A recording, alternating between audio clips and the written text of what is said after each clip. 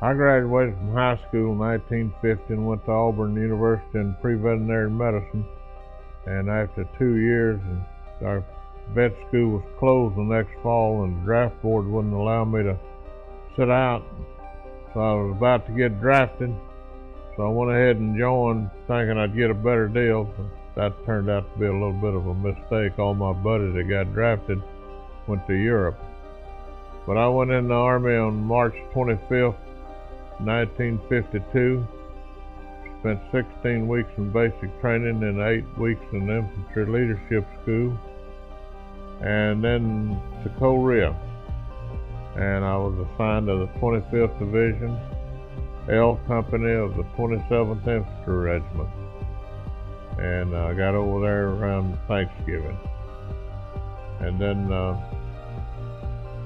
we would be on the line for a little while, and then we went back in the rear, and the 1st Marine would relieve us, or another unit would relieve us.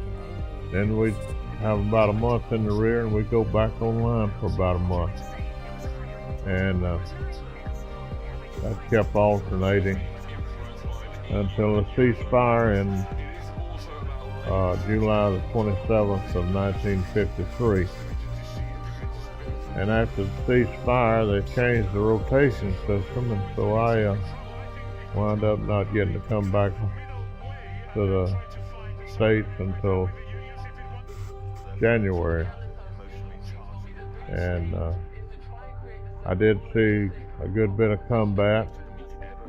I went from a private E1 to a sergeant first class in 13 months. So, there's a lot of vacancies. When they took us out when we had to go out on patrol and take a prisoner, I didn't like those kind of patrols because that meant we had to make contact. But we did one time.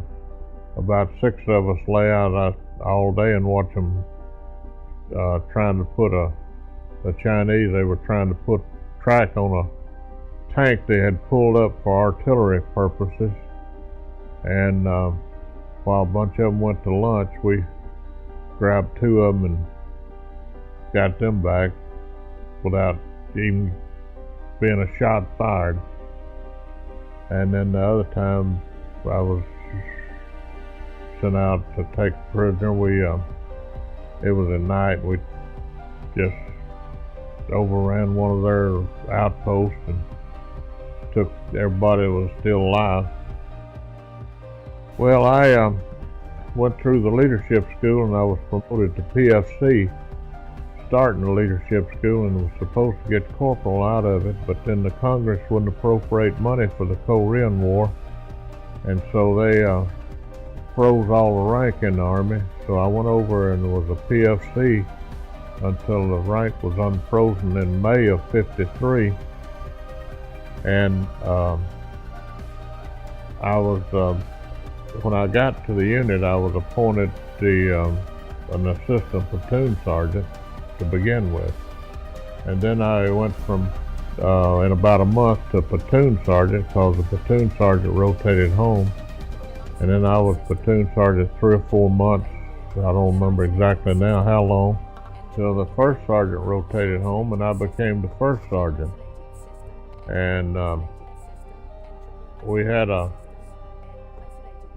master sergeant come in the company that had been there for 29 years, or been in the Army for 29 years, and I thought the CO would make him first sergeant, but he said no, he just do my paperwork and I take care of the troops. So I was still just a PFC though in rank as far as pay grade, but I was acting first sergeant, and then they opened up the rank, and it's left up to the first sergeant and the CO to promote people. So I headed the promotion list every 10 days till I made sergeant first class, and then when I went in for master sergeant, the regimental commander, which was a full colonel, demanded I re-enlist if I wanted the master's stripes. I didn't want them that bad.